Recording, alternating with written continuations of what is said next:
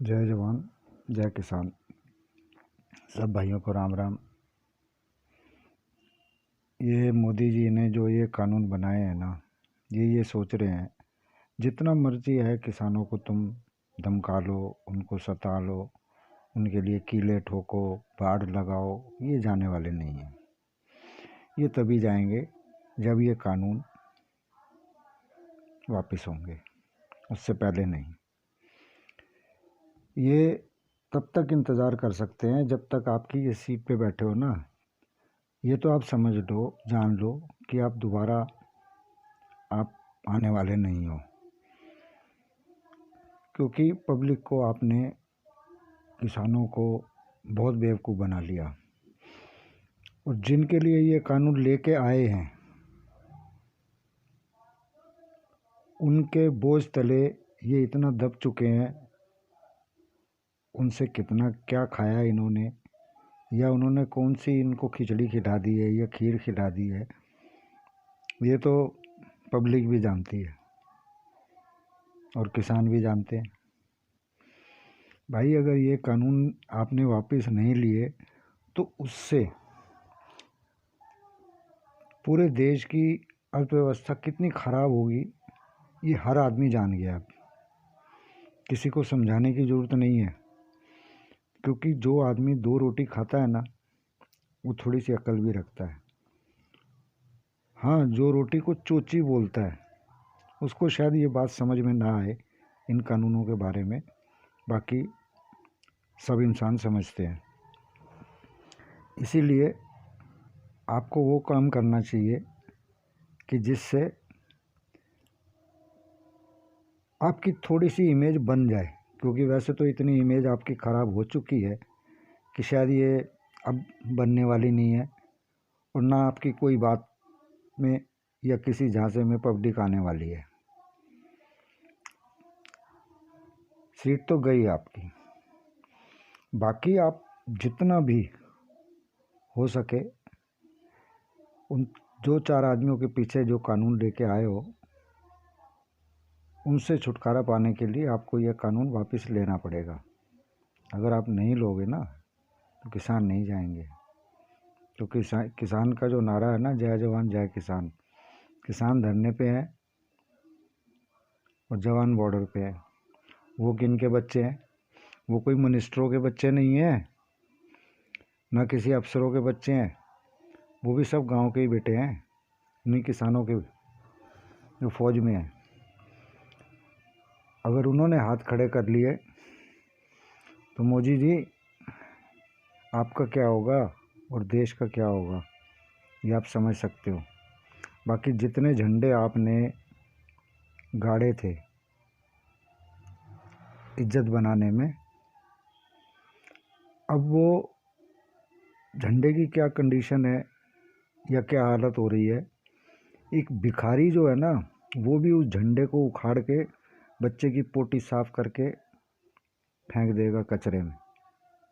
ये इज्जत रह गई है आपकी। अगर अपनी इमेज को कायम रखना है तो किसानों की बात मान जाओ, इसी में ही आपका भला है। क्योंकि चाहे कानून व्यवस्था हो, चाहे कोर्ट हो, सबको तुमने इतना दबा रखा है, और मीडिया को भी।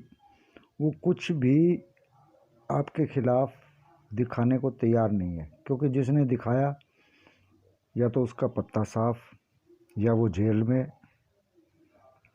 वो बच नहीं सकता आपसे। आपने वो हालात पैदा कर दिए हैं। जो भी आपके बारे में कुछ भी कहे, समझ लो उसका खैर नहीं। और फिर जो किसानों के लिए आपने कीले गाड़ी है ना, जो बाढ़ लगाई है, ये उनके लिए नहीं लगाई, ये आपने अपने लिए खुद लगा ली है। अपने लिए रास्ता बंद कर रहे हो आप, किसी और के लिए नहीं। सब कुछ समझ गया इंसान। क्या दुखी आदमी आपसे बोल नहीं सकता? आपसे बात तो कर नहीं सकता?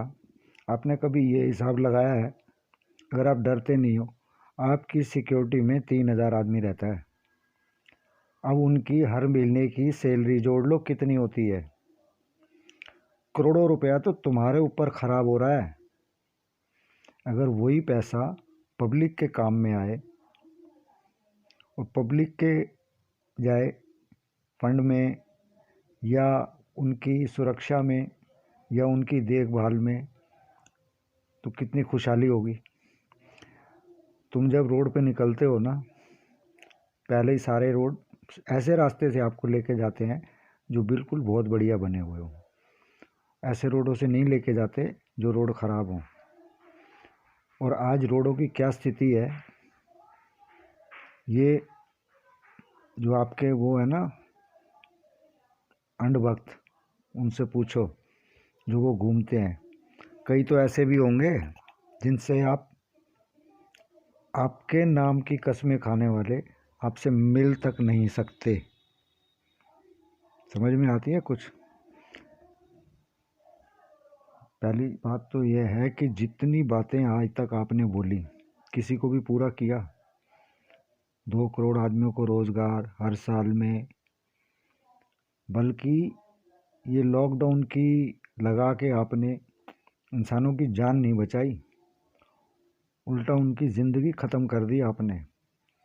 हज़ारों कंपनियां बंद करवा दी, हज़ारों बेरोजगार कर। ने सोचा कि जो आदमी 20,000, 30,000 या 40,000 कमाता था, आज वो 1,000 रुपये के लिए भी तरस रहा है। आपको क्या मालूम। और आपकी सिक्योरिटी में करोड़ों रुपया खर्च हो रहा है। कभी सोचा है ऐसे इंसानों के बारे में? आपने कभी नहीं सोचोगे आप। इसीलिए आप तो गए। अब आपको कौन बचाएगा? मुझे लगता है कि जिनके लिए आप ये कानून लेके आए हो ना, उनके घर पे जाके शायद आपको चौकीदारी भी अगर मिल जाती है ना करने के लिए, तो गनीमत मान लेना। बाकी क्या है कि आप पब्लिक में या अपने घर वालों के सामने भी तो मुंह दिखाने के लायक नहीं रहे। ना अपने भाइयों के सामने, ना अपनी माँ के सामने, और ना अपनी बीवी के सामने, जिसको तुम बीवी मानते ही नहीं हो। समझ गए आप जितनी जगह में रहते हो ना, इतनी जगह में सैकड़ों परिवार रह सकते हैं। आपने कभी सोचा है जो 20-25 गज जगह के अंदर भी 10-10 आदमी घर में रहते हैं, उनके बारे में कभी सोचा है आपने? तुमने अपनी सिक्योरिटी में तो इतनी लगा दी है, उनकी सिक्योरिटी देखी है? जो लाखों आदमी बॉर्डरों के ऊपर बैठा है, ठंड में, बरसात में, किस तरह से रह रहा है, किस तरह से अपने बच्चों को छोड़ के बैठा हुआ है। वो अपने लिए नहीं बैठा, थोड़ा सा अपने बच्चों के लिए है, उससे ज़्यादा वो पब्लिक के लिए सोच रहा है कि जो चीज़ आज 30 रुपये किलो मिल रही है ना, वो आने वाले टाइम में 150 रुपये किलो मिलेगी। ये किसान जानता है।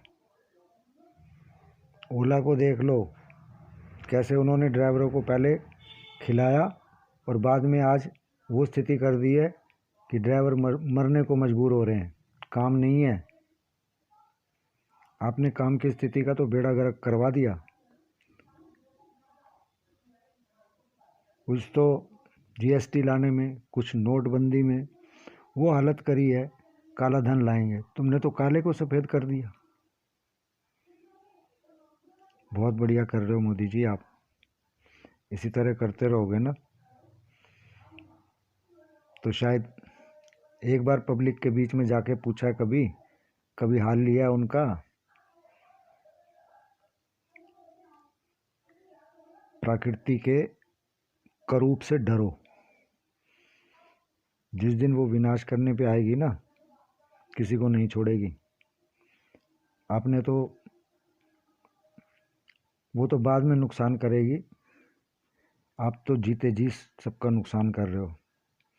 फिर अपनी उम्र देख लो आपकी कितनी है, कम से कम उसका तो लिहाज करो। पहले बन ठन के रहते थे, अब देखो क्या हालत बना ली अपनी।